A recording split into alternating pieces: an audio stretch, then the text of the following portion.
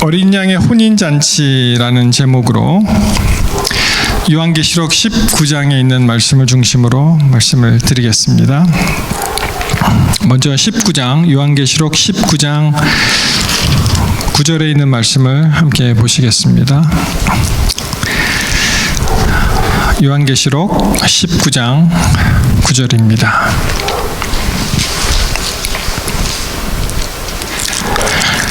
천사가 내게 말하기를 기록하라. 어린 양의 혼인 잔치에 청함을 입은 자들이 복이 있도다 하고 또 내게 말하되 이것은 하나님의 참 되신 말씀이라 하기로. 여러분, 이 구절에 어린 양의 혼인이 아니고 혼인 잔치라는 표현을 썼습니다. 우리가 혼인식, 결혼식 하면은 사실 굉장히 귀한 날이죠. 보통 평생에 한 번 하는 그 결혼식을 굉장히 의미 깊게 생각을 하는데, 여기 보면은 어린 양의 혼인 잔치에 초청의 말씀이 있습니다. 여러분, 요새 한국이 많이 바뀌었어요, 풍속이. 그래서 제가 몇 년 전에 한국 방문해서 결혼식에 참석을 하게 되었는데 어떻게 바뀌었는지 한번 들어보십시오.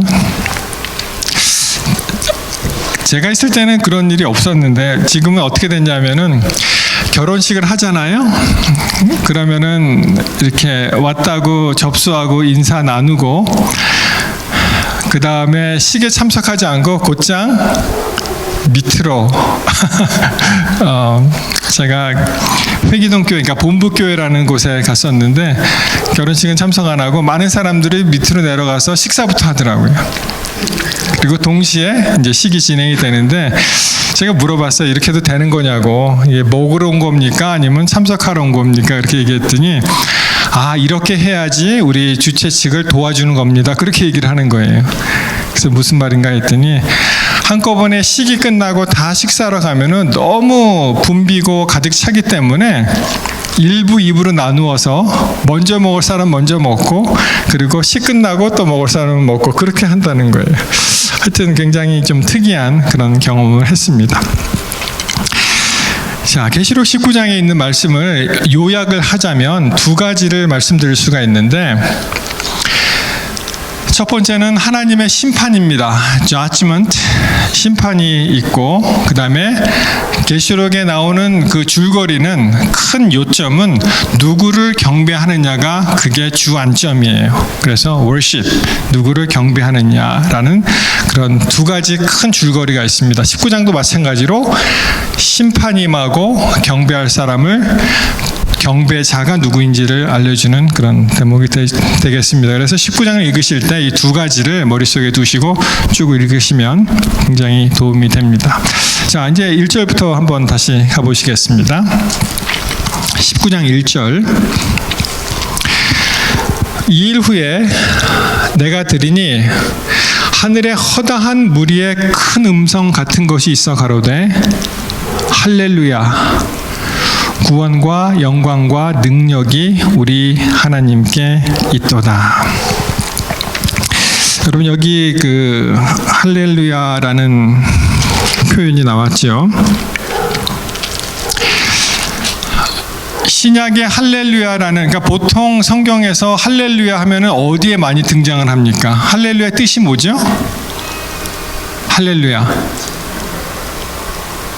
여호와를 찬양하라, 하나님을 찬양하라, 그런 뜻이죠. 그래서 사실 개신교에서는 조금 미안합니다. 그쪽 교회 얘기를 해서 주문 외우듯이 많이 하죠. 이렇게 강단에 올라와서 할렐루야 이러고 아멘 그렇게 하는데, 우리 교회에서는 사실 그렇게 남발하지는 않습니다. 그렇지만 하여튼 이 할렐루야라는 그 단어는 굉장히 좋은 것이죠. 여호와를 찬양하라, 좋은 것입니다. 보통 성경에서 이 할렐루야라는 단어가 어디에 많이 나옵니까?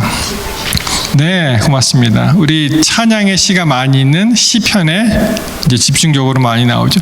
신약에는 어디에 나올까요? 할렐루야라는 말이. 여기 답이 있죠. 근데 찾아보면은 우리 이제 개역 한글판 중심으로 찾아보시면 할렐루야라는 단어가 계시록에 딱 4번밖에 안 나와요. 다른 뭐 복음서에도 안 나오고 무슨 사도행전에도 안 나오고 무슨 로마서에도 안 나오고 딱 여기에 나오는데 그게 19장에 몰려서 나옵니다. 자, 할렐루야, 구원과 영광과 능력이 우리 하나님께 있도다. 자, 2절 가시면 이제 심판 이야기가 나오죠. 힘센 음성으로 외쳐 가로되, 죄송합니다. 그의 심판은 참되고 의로운지라 음행으로 땅을 더럽게 한 큰 음녀를 심판하사 자기 종들의 피를 그 손에 갚으셨도다. 자, 이제 음녀에 관한 심판이 나오죠. 우리 지난 시간에 이제 살펴보았습니다. 음녀에 관한 심판이 나오고, 그 다음에 계속 이어서 두 번째 가로되 할렐루야 하더니 그 연기가 세세토록 올라가더라. 여러분, 갑자기 3절에 연기가 올라갔다는 표현이 나오는데 이게 무슨 뜻일까요? 연기가 올라갔다. 벌써 한 2주 됐습니까? 지지난 목요일에 그 플로리다에 있는 그 콘도 아파트 빌딩이 무너졌죠. 근데 그거를 이렇게 자세히 보시면 그 무너지면서 먼지가 그 911 때도 마찬가지죠. 사실 그 높은 빌딩이 무너지면서 먼지화되잖아요. 그죠? 그게 이제 연기같이 이렇게 보이는데, 여기서 연기가 갑자기 나온 것은 바로 그 바벨론의 멸망에 관한 것을 우리가 딱 이해할 수가 있습니다. 자, 그런데 이 심판이 어떻게 이루어지느냐를 계시록 19장 19절로 가시면은 이런 말씀이 나오죠. 19장 19절. 또 내가 보매 그 땅과 그 짐승과 땅의 임금들과 그 군대들이 모여 그 말탄 자와 그의 군대로 더불어 전쟁을 일으키다가, 여기 대상이 나오죠. 짐승, 땅의 임금, 그의 군대. 그리고 이제 말탄자가 나오는데 잠깐 이따가 말씀을 드리고요. 계속해서 20절에 보시면은 짐승이 잡히고 그 앞에서 이적을 행하던 거짓 선지자도 함께 잡혔으니 이는 짐승의 표를 받고 그의 우상에게 경배하던 자들을 이적으로 미혹하던 자라. 이 둘이 산채로 유황불 붙는 못에 던지고 라고 이제 심판의 장면이 나옵니다. 자, 다시 그 말씀을 드리면 계시록 14장의 세 천사의 기별에서 첫째가 그 하나님을 두려워하고 그를 경배하라는 그 외침을 했고요. 둘째가 이제 바벨론이 무너졌다는 말씀이 나오죠. 그리고 이제 셋째에 보면은 누구든지 짐승과 그의 14장 9절 누구든지 짐승과 그의 우상에게 경배하고 이마에 표를 받으면, 그리고 어떻게 된다고 했습니까? 하나님의 진로의 포도주를 마시리니 그 진로의 잔에 섞인 것이 없이 부은 포도주라. 거룩한 천사들 앞과 어린 양 앞에서 불과 유황으로 고난을 받으리라. 그리고 11절에 보시면 그 고난의 연기가 세세토록 올라가리로다. 짐승과 그의 우상에게 경배하고 그 이름의 표를 받는 자는 누구든지 밤낮 쉼을 얻지 못하리라 하는 장면이 여기하고 연결이 되는 것입니다. 19장에 와서. 그러면 이 큰 전투에서 이것을 일으키는 사람, 이 전쟁의 주체자가 누구입니까? 그 내용은 19장 11절에 나옵니다. 자, 이렇게 되어 있죠. 또 내가 하늘이 열린 것을 보니 보라, 백마와 탄자가 있으니 그 이름은 충신과 진실이라. 그가 공의로 심판하며 싸우더라. 심판하며 싸운다는 그런 장면이 나오면서 백마를 탄 자가 여기 나옵니다. 근데 그 이름이 뭐라고 되어 있어요? 요약하면은 충신과 진실이라. 영어 표현을 보면은 whose rider is called faithful and true. 어떤 일에 굉장히 진실되게 충실되게 일을 하는 사람이고 그리고 그것을 표현할 때 이름을 충신과 faithful, 아주 충실하다 그런 뜻이죠. 그리고 true, 진리다 이렇게 얘기를 했는데 이 사람이 바로 공의로 심판하며 싸우더라. 이 사파를 보면은 이렇게 하늘이 열리고 이 백마탄자가 이렇게 나오죠. 이 사람이 누굴까요? 이 인물은 누구입니까? 누구를 배우셨습니까? 예, 감사합니다. 16절에 나오죠. 여기 이렇게 표현합니다. 그 옷과 그 다리에 이름이 쓴 것이 있으니 만왕의 왕이요 만주의 주라 하였더라. 누구예요? 그러니까 예수 그리스도입니다. 그래서 King of Kings and Lord of Lords 이렇게 나오죠. 그래서 예수님께서 이 일을 직접 관여하시고 심판과 이 전쟁에서 승리하시는 그런 장면이 이렇게 나옵니다. 자, 심판은 여기까지 좀 보시고요. 그 다음에 다시 경배에 대해서 19장 4절로 다시 가십니다. 19장 4절. 또 24장로와 네 생물이 엎드려 보좌에 앉으신 하나님께 경배하여 가로되 아멘 할렐루야 하니 그런 표현이 나오죠. 이 하나님의 보좌를 설명할 때 항상 등장하는 이 24장로와 네 생물 그리고 하나님을 경배하는 장면이 여기 나옵니다. 다시 한번 반복하면은 참 진리이신 하나님을 경배하라는 그 메시지가 바로 요한계시록의 요약이 되는데요. 경배가 이슈입니다. 경배가 바로 주안점이고 그리고 이 주 논점이 되는 이것을 잊지 말라고 이 계시록을 보시면 계속 누구를 경배하느냐, 짐승을 경배하느냐, 짐승의 표를 받느냐, 아니면은 이 천지 만물을 지으신 창조주 하나님을 경배하느냐, 그것이 이제 이슈가 되는 것을 알 수가 있습니다. 자, 5절로 가셔서 보좌에서 음성이 나서 가로되 하나님의 종들 곧 그를 경외하는 너희들아 물론대소하고, 옛날 말이죠. 큰 자나 작은 자나 이런 뜻입니다. 큰 사람이든 작은 사람이든 물론대소하고 다 우리 하나님께 찬송하라 하더라. 여러분, 왜 계시록에서는 계속 이 말씀이 반복되고 또 강조하고 또 말씀하시고 그럴까요? 그것은 바로 이 계시록의 면면이 흐르는 그러한 theme, 이 하나의 주제가 바로 경배라는 이슈가 있기 때문에 그렇게 여기도 말씀하십니다. 그래서 우리 하나님께 찬송하고 그를 경배하라고 다시 또 여기서 반복하고 말씀을 하십니다. 자, 6절에 보시면 또 내가 들으니 허다한 무리의 음성도 같고 많은 물소리도 같고 큰 뇌성도 같아서 가로되 할렐루야 주 우리 하나님 곧 전능하신 이가 통치하시도다. 이 세상을 누가 통치하는 거에 대해서 이렇게 말씀하시는 거예요. 성경에서 보시면은 이 큰 물소리 또 큰 뇌성 뭐 이런 그 표현이 등장하잖아요. 많은 경우에 이제 하나님의 보좌를 가르칠 때 하늘에서 나는 소리를 이렇게 표현을 하는데 바로 이 하나님 곧 전능하신 이를 이가 통치한다는 것을 말씀하십니다. 여러분, 우리가 살면서 때때로 하나님이 계시면 이런 일이 왜 나에게 일어날까? 정말 하나님은 계시는 것인가? 내가 이런 엄청난 일을 당해서 하나님께서는 어디 계신가? 그런 답답한 마음이 있죠.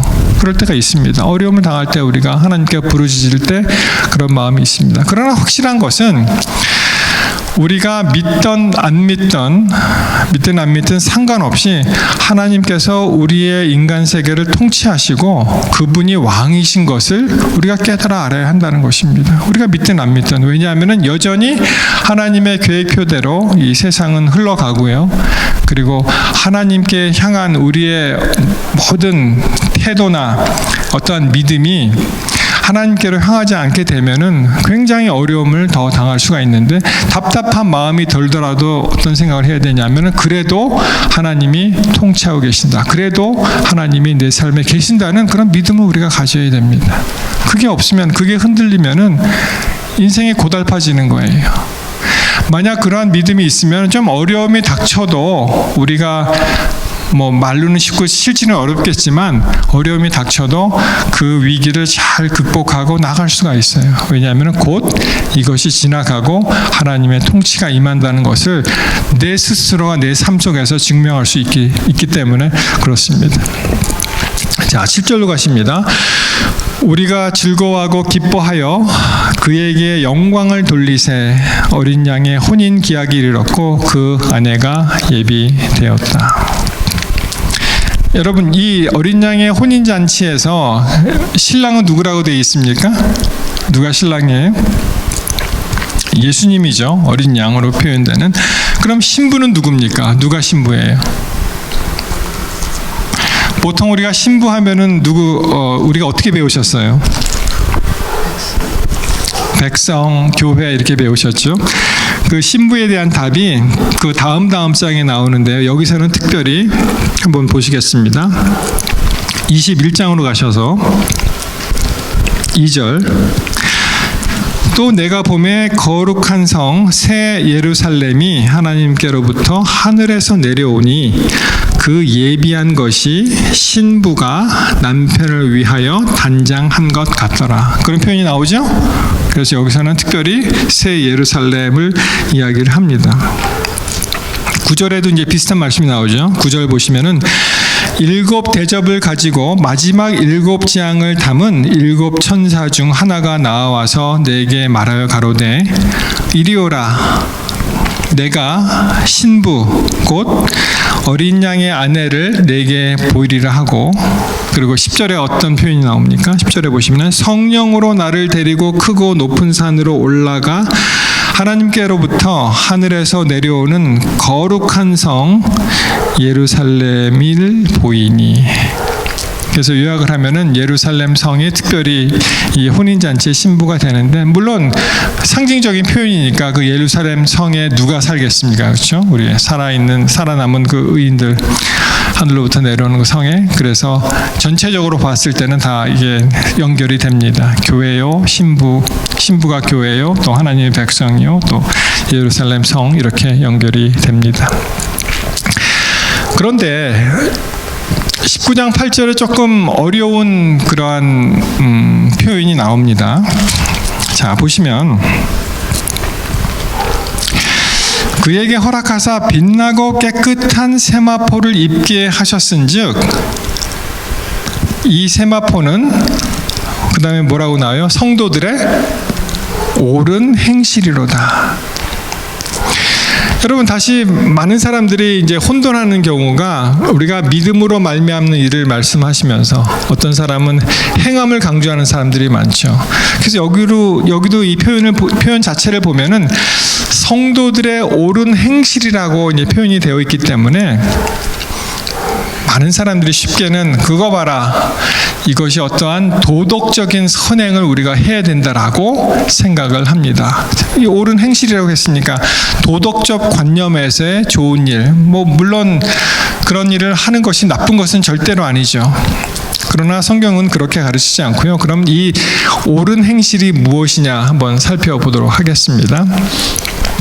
여기 세마포에 관련돼서 계시록, 같은 책 계시록에 있는 표현을 보면은 이런 말씀이 있어요. 계시록 22장 14절에 있는 말씀을 보시면, 그 두루마기를 빠는 자들은 복이 있으니, 그런 표현이 있습니다. 그 두루마기를 빠는 자는 복이 있으니, Blessed are those who wash their robes. 이는 저희가 생명나무에 나아가며 문들을 통하여 성에 들어갈 권세를 얻으려 함이로라. 이게 이제 연결이 되죠. 그러면 이거 보십시오. 두루마기를 빤다고 행위가 나오지 않습니까? 그런 생각을 하시게 되죠. 자, 이번에는 계시록 7장 14절에 또 참고 성경절을 보시면,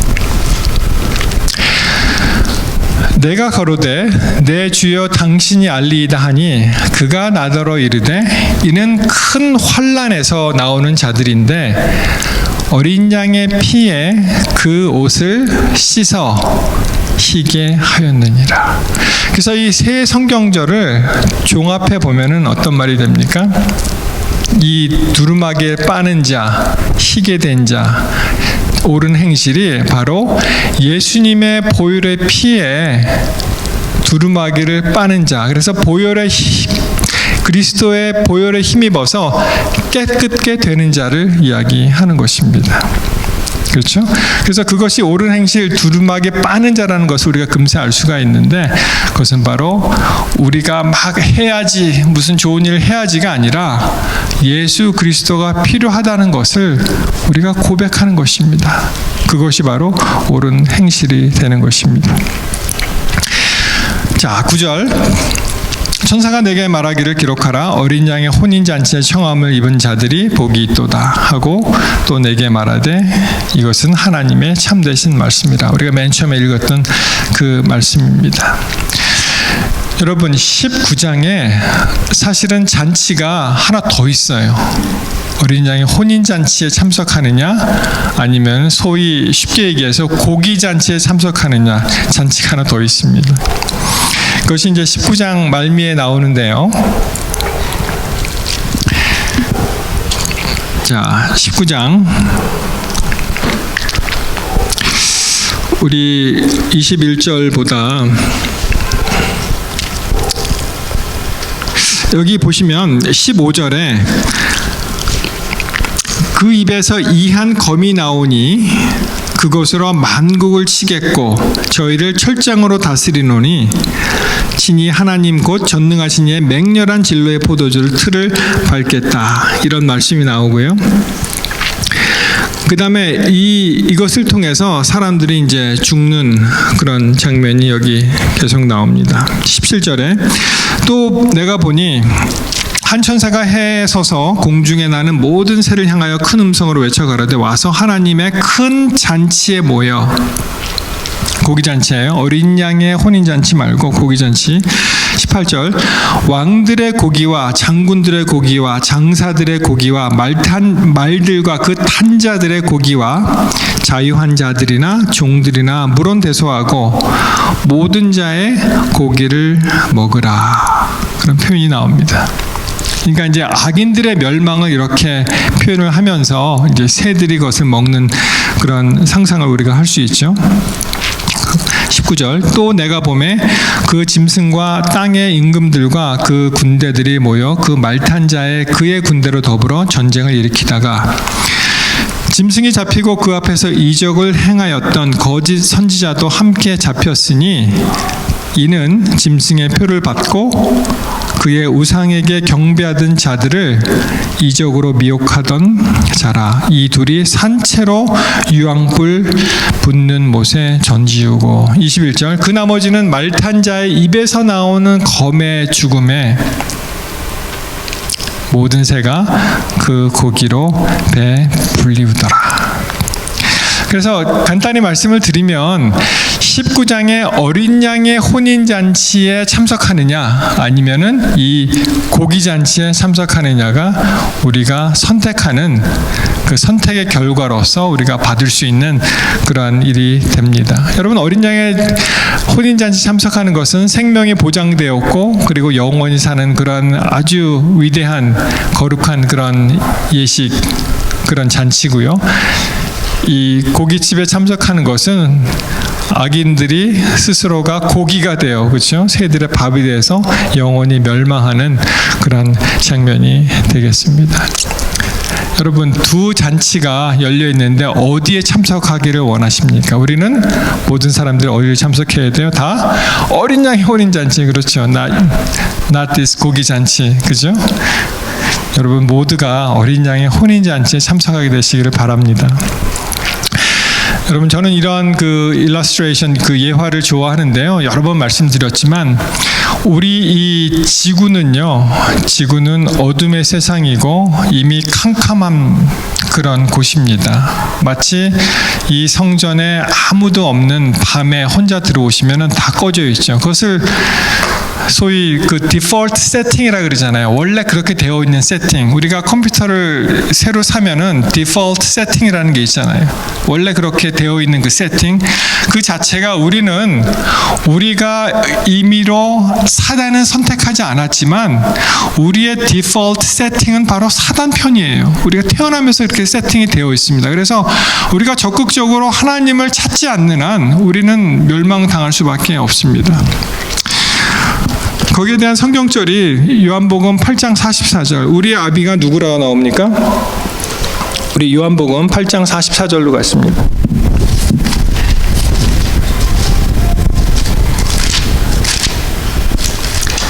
여기 보시면 우리는 나는 나의 아버지는 하나님이다라고 생각하지만 우리가 적극적으로 하나님을 찾지 않는다면 우리 아비는 하나님이 아니세요. 자, 44절 요한복음 8장 44절 너희는 너희 아비 마귀에게서 났으니 너희 아비의 욕심을 너희도 행하고자 하느니라. 저는 처음부터 살인한 자여 진리가 그 속에 없으므로 진리에 서지 못하고 거짓을 말할 때마다 제 것으로 말하나니 이는 저가 거짓말장이요 거짓의 아비가 되었음이니라. 여러분, 이 죄악사상의 디폴트 세팅은 바로 마귀예요. 우리가 적극적으로 하나님을 찾지 않으면은 우리는 마귀를 선택하지 않은 모든 사람들이 그의 아비가 마귀가 되는 것입니다. 그래서 우리의 복음은 선택적인 결과요, 굉장히 중요한 그러한 결심과 또 선택이 따른다는 것입니다. 계시록 19장 10절 내가 그 발 앞에 엎드려 경배하려 하니 그가 나더러 말하기를 나는 너와 및 예수의 증거를 받은 내 형제들과 같이 된 종이니 삼가 그리하지 말고 오직 하나님께 경배하라. 예수의 증거는 대형의 영이다 라고 말씀하십니다. 여러분, 천사는 경배의 대상이 아닙니다. 그가 아무리 훌륭하고 멋있고 권위 있어 보여도 오직 경배는, 다시 경배의 이슈죠. 경배는 하나님께 마땅히 가야 되는 것이 바로 경배입니다. 사랑하는 성도 여러분, 우리가 19장을 한번 살펴보면서 결심할 것은 그렇구나, 우리가 19장에서 말씀하시는 두 가지 종류의 잔치가 있는데 우리는 어디에 속해야 됩니까? 어린 양의 혼인잔치에 속해야 되고, 그것은 적극적으로 하나님을 선택하고 그의 말씀을 따르며 그에게 순종할 때 얻어지는 상급이지, 우리가 그냥 마귀를 안 선택했다고 마귀를 안 선택한 것이 아닌 것을 알 수가 있습니다. 여러분, 오늘 하루도 이 말씀을 가슴에 담으시면서 오직 하나님께 경배하고 그분께 충성하도록 결심하시는 하루가 되시길 이 시간 간절히 바랍니다. 좋은 안식 되시길 바랍니다.